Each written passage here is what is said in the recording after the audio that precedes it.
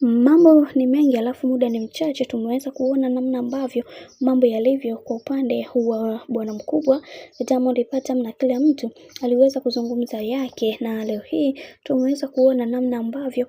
bibiye Zuchu alivyoweza kumkaribisha bibiye Tanasha Donna katika nyumba yake, na wengi wao waliweza kufunguka vingi na kusema ya kwamba huu ndio upendo wa kweli sasa kutoka kwa bwana mkubwa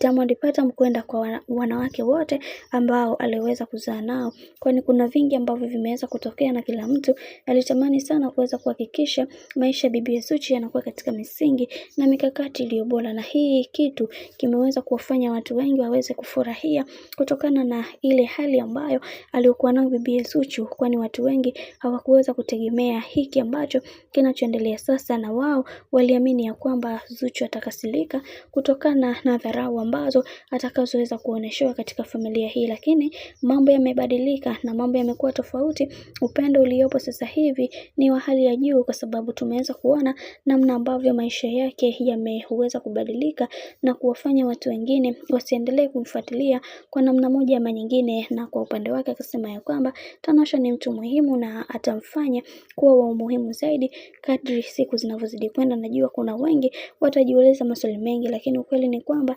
Tanasha ni mwanamke ambaye ana upendo wa hali ya juu. Haijalishi wao walikuwa na magomvi yao, lakini mimi kama mimi ugomvi wao haunihusu. Ninachojali ni upendo wake kwangu, basi inatosha. Bwana, mambo ndo kama hivyo. Bibi Zuchu ameweza kuweka ukweli ambao kila mtu alitamani sana kuweza kujua kwa muda mrefu juu ya hiki ambacho kinachoendelea sasa hivi, na kila mtu aliweza kusema